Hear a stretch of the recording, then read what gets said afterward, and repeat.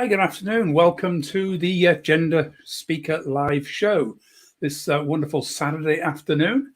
Nobody here at the moment, but I'm sure we'll catch up. You'll catch up on the replay. So just a reminder at the beginning, I'm going to mention it later on. I'm doing some transgender awareness courses looking at transgender non-binary inclusion within the workplace. That's on Wednesday. Wednesday at 5 o'clock in the afternoon, and on Thursday at 2, or it might be the other way around, actually, just get those right. Anyway, if you look down in the comments on Facebook, and also it'll be on YouTube, you'll find a link that'll take you directly to the Eventbrite page. It's donation basis, so you pay what you feel you can afford. There's no limit on that. There's a recommended one, but you pay what you can afford. It's an hour and a half with about another half an hour at the end for questions, and I'll deal with any questions people have. So that's coming up on Wednesday and Thursday. Wednesday or Thursday, you take a choice of which suits you best. So today, talking about growing up trans and what it's like growing up as somebody who is trans. And I think I wanted to start just be talking a little bit about my own story. When I was 6, this is me, 6 years old, my parents took me to see a child psychiatrist. It wasn't actually their idea. The school had suggested it because they found that I didn't seem to be getting on very well with kids of my own age. So I went to the psychiatrist who assessed me, and he came to the conclusion that I was a couple of years ahead of my age mentally, and that perhaps the best thing to do would be to put me up a year in the class, which is what they did. And I got on famously. Everything seemed to work a lot better until I moved to another county where age was the critical factor. I was then put down a year. So that was the start of my long time battle with education. But then something else happened. It had been about a year since the psychiatrist, and at this new school, and there was a young kid in the class about the same age as me, but he was part of a really big family. He was like in the middle of 11 kids. And the problem with being in a not particularly well-off family of 11 kids is that you get a lot of hand-me-down clothes, which would have been fine if it wasn't for the fact that most of his older siblings were sisters. So he'd come to school one day wearing a pair of his sister's knickers. I think he'd forgotten it was cross-country running that day, and we all had to get in and get changed to go cross-country running. One of the other boys spotted what he was wearing and started jeering and laughing, and literally like a scene out of Lord of the Flies, all the boys pitched in, jeering and shouting and making fun of him. I stood there watching him in absolute fear and thinking, it was like, on the one hand, there was, oh my God, he gets to wear girls' knickers. On the other hand, I was terrified. See, I'd already started beginning to cross-dress. I'd got this sense that somehow something wasn't right. This whole thing about the psychiatrist, they'd assessed this sense that I was 2 years ahead of my age mentally. But if you look at girls compared to boys at schools, what you find is that at that age, girls are about 2 years ahead of boys mentally. If they'd actually looked at the way that I lived, if they'd looked at the comics I read, if they looked at the kind of lifestyle I had, it wasn't overtly obvious. I lived in a time, this was in the 1950s, this was a time when homosexuality was illegal. Any boy who in any way expressed some degree of femininity was immediately ridiculed, just as that friend of mine at school had been. Now, I was so terrified. I didn't even step in to help him because I knew if I did, they would just turn on me. But I really did know one important thing: no one could ever know. That was a secret I kept until I was in my early 20s when I finally told someone. But I was 50 before I actually finally had the courage to come out and say to the world, yeah, this is who I am.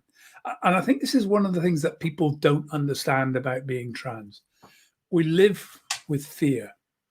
From the moment you realize that actually there's something different about you, something that doesn't quite work. And it's the say I thought it would be different for girls who wanted to be boys. But no, they live with the same level of fear, the same amount of bullying, discrimination, harassment goes on at schools. The parents aren't very happy because parents want their little girls to be in the ponytails and pigtails and be really cute. And all they want to do is wear jeans, play football. Whereas I would have loved to have been doing the sort of ponytails and pigtails, but there was no way. It was short back and sides.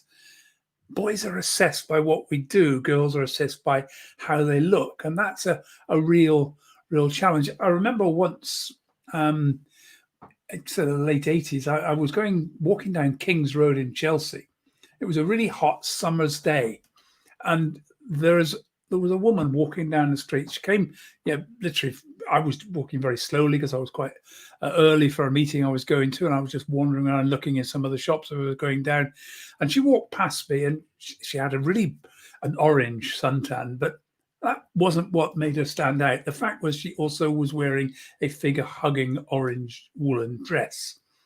That as she walked past me, I felt this strange feeling. I thought, what the hell's going on? I looked at her, and I suddenly realized every single man in the cars, in the buses, up in the offices, everyone was focused and all attention was on this girl. And she obviously enjoyed it because she had a big smile on her face.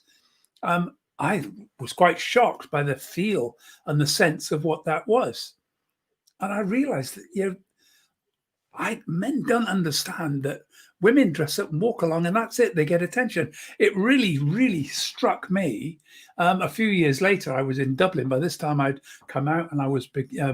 I could scrub up quite well. And I was walking from my hotel to one of the big gay pubs in Dublin. And I suddenly felt that same strange feeling. And there was a few car horns beeping. And I was dressed pretty sexy at the time. And as I was walking down the street, realized I was exactly the same. I was getting all that attention. Everybody was looking at me. The car horns beeping were actually beeping at me. And men don't understand that. That's part of the differences between the way in which men grow up and the way women grow up.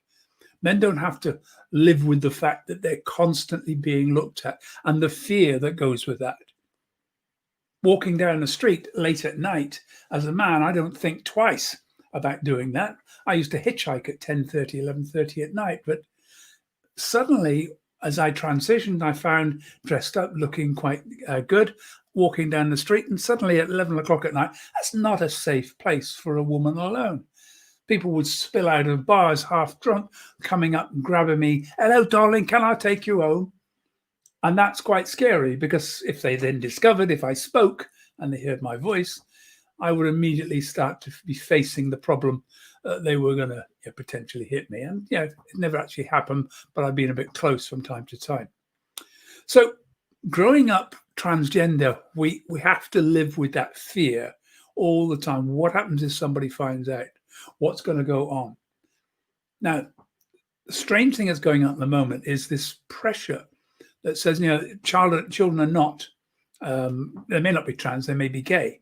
Now, when I was a kid, you didn't want to be gay, definitely either. People would definitely pull away from that and say, let's try and do something to make them straight. Now, what we're saying is, let's not treat a trans person. Let's not take them to a clinic. Let's not give them hormone blockers. Let's just let things go, and then maybe it'll just turn out to be gay, and that'll be okay. A lot better than being transgender. But the reality is that that's not the truth. When I was running a support service in Hull for quite a while, we had quite a few trans boys and trans girls coming to us in their teens trying to look for help. And I remember one saying to us, a young trans girl saying, actually, I'm going to have to go back to being gay. And I said, why? He said, I can't get a boyfriend. And this is a challenge for a young trans woman. Straight guys aren't interested because, underneath the clothes, no matter how good she looks, she's still got a male body. And they don't want to be with someone with a male body. They want someone with a female body. And the gay guys, they don't want to be with a woman. They want somebody who's a gay. So you'll notice that in the gay community, a lot of young trans boys particularly are very, very feminine in the way that they look. Just as in the lesbian community, a lot of the girls are very, very masculine in the way they look, but they identify as lesbian or gay, because that gives them a community, a culture, somewhere that they can feel safe. For trans people, we have a tendency not to get part of either culture. The straight culture doesn't like us, the gay culture doesn't like us, or finds it difficult to have relationships with people like that. A lot of trans people you find end up in relationships with other trans people, trans men with trans women, trans women together, trans men together, because we understand the challenge and the problems that are going on. Now, I'm going a little bit longer today than I did yesterday, because I want to talk a little bit about the Tavistock Clinic and the Mermaids Charity, because it's been getting in the news a lot. Because if someone's growing up trans, what are the parents going to do? There are only two places to get help at the moment. One is the Tavistock Clinic. They have clinics in different parts of the country, but it's an NHS clinic, a gender identity service for children. Now, what hit the news some time ago was that all of a sudden the Tavistock Clinic's rate of referrals massively increased. In 2009, there were like 70 referrals, just over one a week. By the time we got to 2018, nearly 10 years later, and it's running at 2,500 a year. And people say, it's a 4, 5, 6,000% increase. Well, this is how to lie with statistics. What we've got people don't understand is that up until 2012, you couldn't get any help at the gender clinic. If you were under 18, no treatment would be given. No hormone blockers, no hormones, no surgery, nothing. You couldn't get anything until you were 18. So what they were offering was support in the way of counselling, support in the way of helping people come to terms with what was going on, but nothing to help them deal with it in terms of medical treatment. Now, that probably was okay for quite a lot of kids. It still is. Not everybody wants to have surgery. In fact, most trans people don't have surgery. A lot of the reason why they don't have surgery is because having got through puberty, having got to the point where the body is now developing secondary characteristics. For boys, the voice has dropped, the Adam's apple has got bigger, the hands have got bigger, they've suddenly put on a growth spurt and they're now topping 6 foot, and they've big feet. All of a sudden, the idea of being able to pass as a woman is gone. And so for people like me, I grew up when there was nothing you could do about it. So I just had to hide it and hope. As it happened, I didn't end up to be quite so big, and I did end up being able to pass moderately well walking down the street. Now I don't really care. Now I am who I am, and I'm intending to now identify more as non-binary than as female.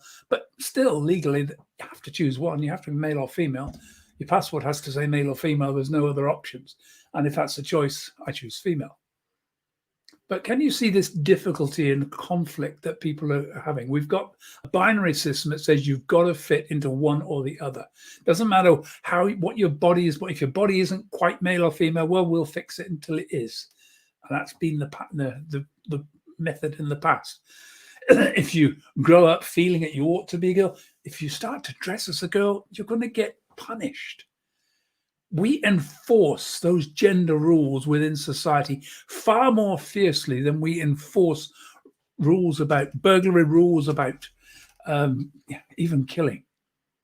And we will hide the fact that we know someone has done something illegal, but oh my God, if they dress the wrong way, we can get a huge amount of pressure, huge amount of discrimination, bullying, and often quite violent.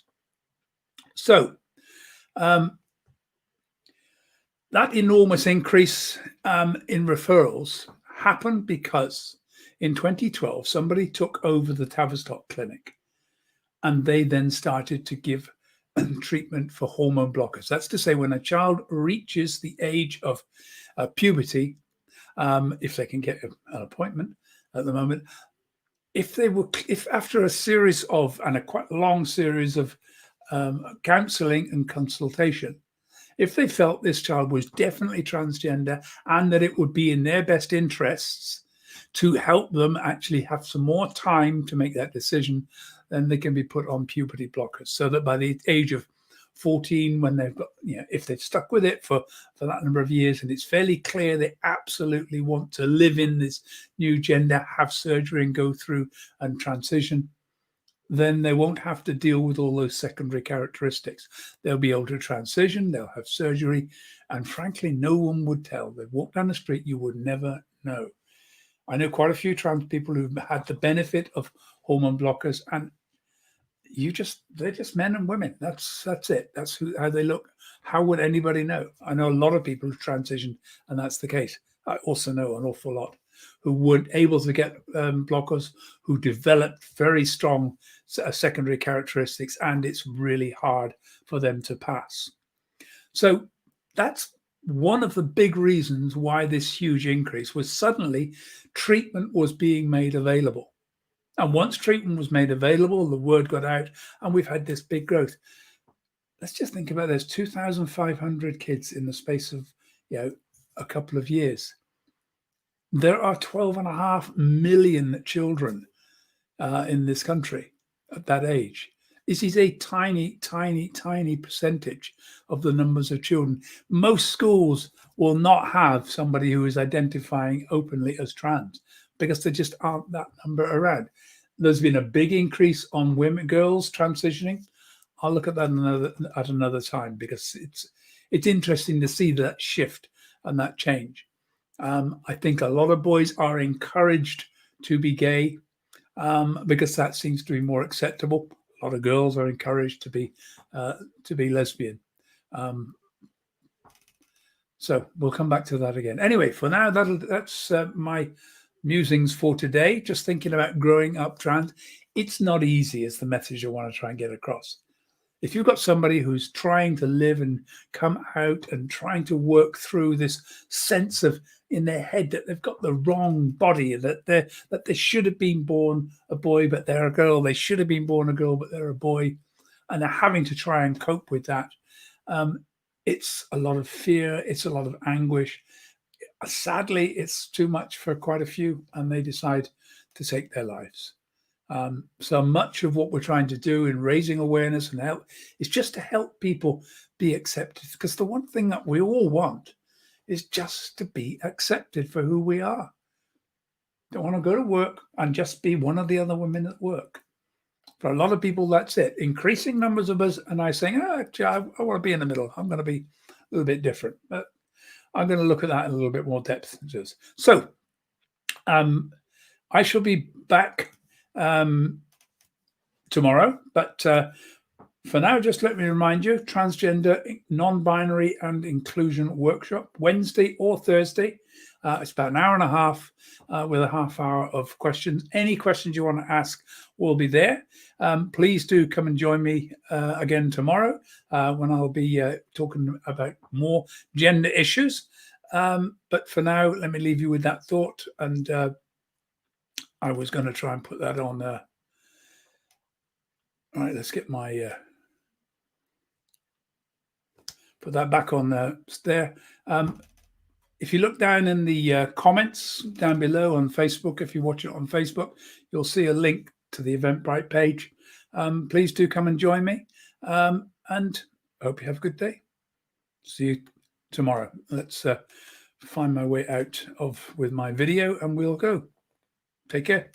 See you tomorrow.